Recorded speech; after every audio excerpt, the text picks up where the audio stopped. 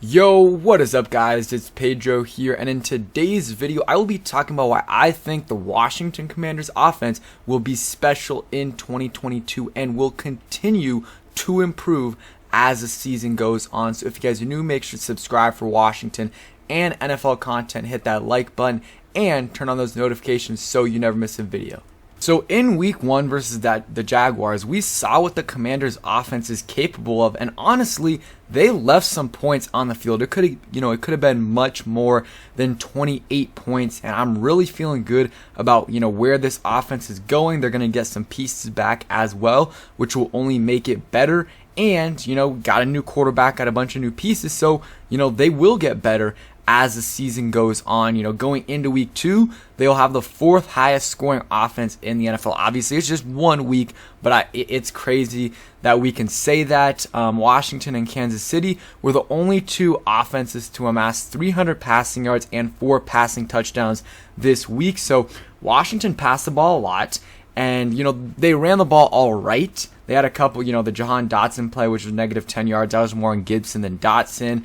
They ran the ball okay. I think once Robinson comes back, that will be way different. I think they're going to run the ball a little bit more. I think that, Turner trusts Robinson more as a runner than Gibson. So I think, Gibson, once Robinson, comes back, depends on how he plays the next few weeks. If he played like he did the first game of the season, I think when Robinson comes back, he'll get around 10 carries a game. And I think Robinson might get, maybe the first week, it'll be like 50-50 or Gibson a little bit more because, Robinson will want to ease into it. But once they're both, fully healthy, I mean, Gibson already is, and once Robinson is, I think Robinson will get maybe 60% of the carries as long as Gibson and him look good.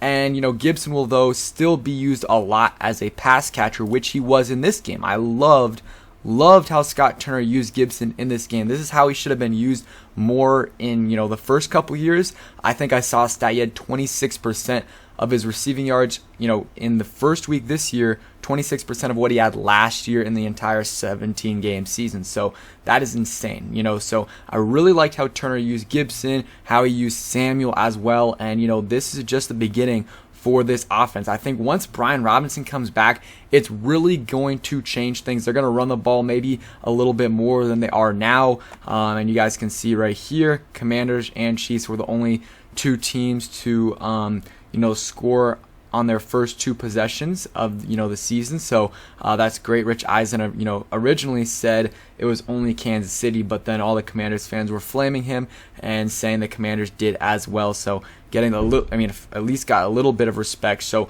and you just look at this offense, the amount of weapons they have. Just look at the receivers.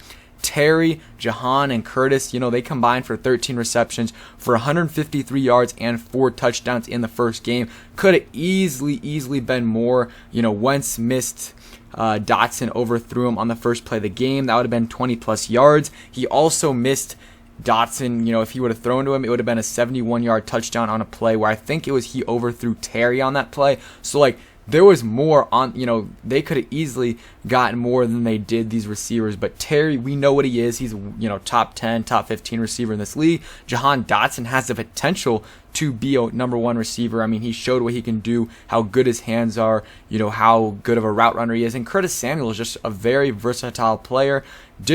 Played really well except for the fumble. Can't have that. Besides that, played really well, juking people out of their shoes and making people miss, just do, spin moves, everything. He played really well, and we really missed him last year. He was going to be a big part of the offense, and we saw what Curtis Samuel can do to this offense this year. He's not so many big plays like 15-20 yard plays, but so many 6 to 10 yard catches which result in first downs, and that is what you need. You need first downs, moving the chain, and that's what he did. And also, even some of those short yard, 4 or 5 yard catches, that makes it way more manageable on 2nd or 3rd down, and it makes your offense less predictable. So I love that, Curtis Samuel did that, and he just adds so much to this offense. And not only these guys, but you look at Logan Thomas is a huge target for Carson Wentz, is a really solid tight end in this league. You got John Bates, who did have that drop, but he's solid as well as a pass catcher, but a good blocker. Got Cole Turner as well. You got Gibson, McKissick, Brian Robinson when he comes back. You have a solid offensive line, and then the receivers are good as well. I mean, this offense on paper could be a top 10 offense this year. It really could. It really falls on Carson Wentz and health this year for how good this offense can be. Because, if Carson Wentz would have hit a couple more throws this game, they could have had, 30 plus points. You look at this by Steve. He says, love this offense. Missed throws, a couple blunders, a couple penalties were a couple fixes from a 40-burger. And he said on the flip, Jacksonville is a couple mistakes away from 30 plus, which definitely agree with both those things. I mean, you look at the first, or right before the first half, Curtis Samuel fumbled. They were minimum getting 3 points on that play, or on that drive, maybe 7. So, I mean, you add that, that's already 31, maybe 35 points on the day. And then the 2 other turnovers, you don't know if they're going to score, but that was 2 drives that they lost because of the turnovers. And also a couple missed throws that Wentz made really made it unfortunate, that they could have scored if not for those missed throws. But those are simple things that Wentz can fix, that this offense can fix. And a couple penalties as well. I think Norwell had 2 hands to the face on back-to-back plays, which really killed that drive, I believe. I don't think they scored on that drive. So, just a couple fixes, and, they could have had 40 plus. So that's just insane to think about. And not every defense is going to be Jacksonville, although I do think, their D-line is solid in terms of their pass rush, and, they got Luaquan, who's a good linebacker. Their secondary isn't great, so not every secondary is going to be like Jacksonville. So some teams you're going to have to, run more against than the Jacksonville Jaguars. So just something to keep in mind. Let's see. This talks about the defense and offense, how they were just so much better on third down. And the offense was 7 for 10 on third down. You love to see that. That is what good offenses do, convert on third down.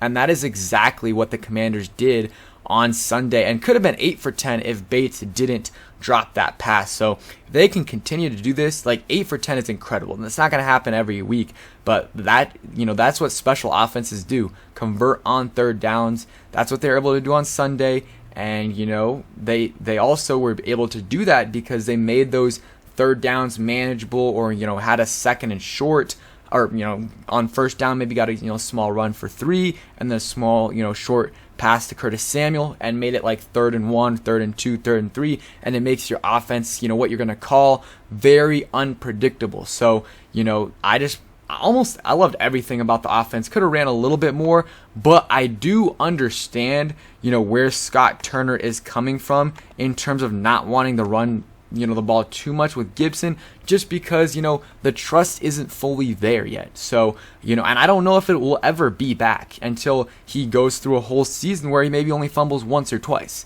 And I think once Brian Robinson comes back, they'll start to run the football a little bit more. But again, props to Scott Turner. Called a great game. You guys can see. Hopefully this isn't copyrighted. I don't think it is. This diamond formation, the bunch formation that he had, and I think that was the first or second drive of the game. You see these guys right here. It's really hard for the defenses to defend that, and I think Scott Turner consistently put them in position to make put the defenses in just a bad position. And that's what's going to happen when you have these weapons. He wasn't able to do it last year because he didn't have the weapons. Not a great quarterback last year. Tight end 1 for a lot of the season was Ricky Seals-Jones and John Bates. The receivers, it was Terry and no one else.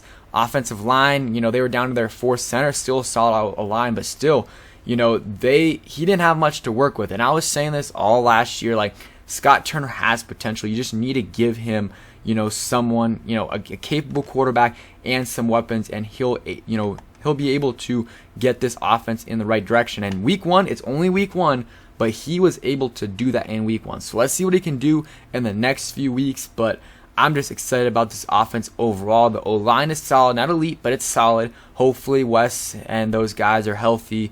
And then, the running back core, I think has potential to be a top 5, top 10 unit with Gibson as a hybrid, hopefully this year, running back receiver, what he should have been, right in his rookie year. And then you have, McKissick, top 3, top 5 pass catching back in the league. And then Robinson, who I think can be a very, very good running back in this league. Receiver, you have a nasty trio of Dotson, McLaurin, Curtis Samuel, and you got some good depth pieces in Milne, De'Ami Brown, Cam Sims. I like those guys as well. And then, your tight ends, you got, Logan Thomas, Bates, Turner. Like, I like this room for sure. I think if Wentz just plays a little bit better, we don't need 330 and 4 touchdowns every week, but maybe we can get, 250, 2 touchdowns and no interceptions, and then maybe a couple rushing touchdowns.